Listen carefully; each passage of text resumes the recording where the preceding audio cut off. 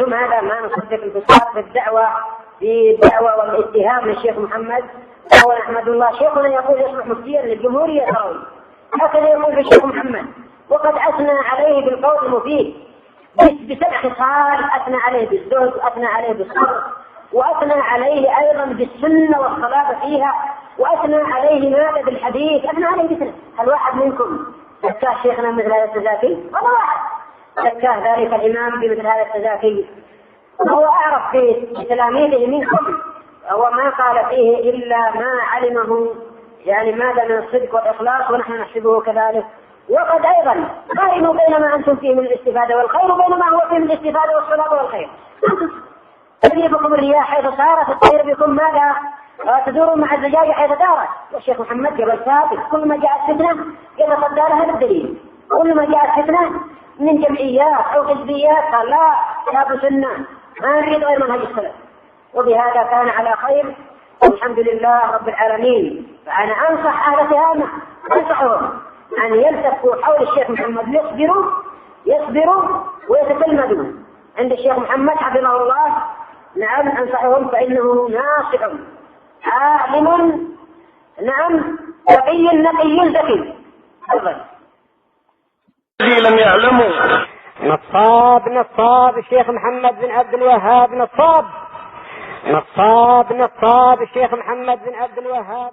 الجهال اسألوا يا أيها الجهال، اسألوا أهل الذكر، اسألوا الشيخ محمد بن عبد الوهاب السني السلفي الجبل، اسألوه، لا تترفعوا العلماء، أنتم من طلابه، تعرفون من طلابه، أنا وأنتم من طلابه، والله الشيخ محمد بن عبد الوهاب.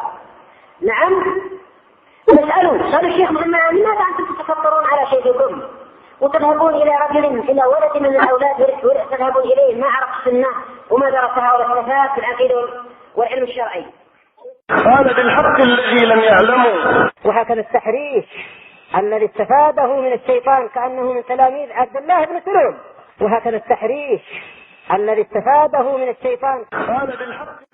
أنا أحد من له منة علي في التدريس في شرح الطحاوية وفي الرسالة للشافعي للإمام الشافعي وفي الدرار المضية وفي شيء من الفرائض وما إلى ذلك مما لا أستطيع شكره على ذلك إلا أنني أسأل الله أن يعينني أن أبقى داعيا له كما وفقني الله، وأسأل الله الثبات على ذلك، أن بقيت داعيا لشيخ الجليل المبارك العلامة المحرير مقبل من هذا الوادي رحمة الله عليه.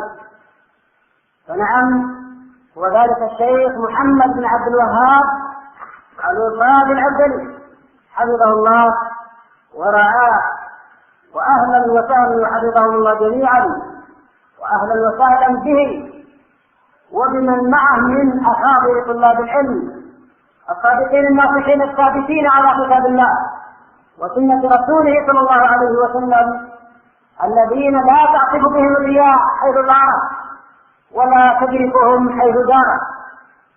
نعم محمد عسكري عبد الرحمن، والله غلام عبد الرحمن، الشيخ محمد عبد الوهاب غلام عبد الرحمن العدني، غلامه عبد الرحمن العدني. من هو عبد الرحمن العدني؟ والله يا اخوان الذي لم يعلموا. نصاب الشيخ محمد بن عبد الوهاب، نصاب الشيخ محمد بن عبد الوهاب.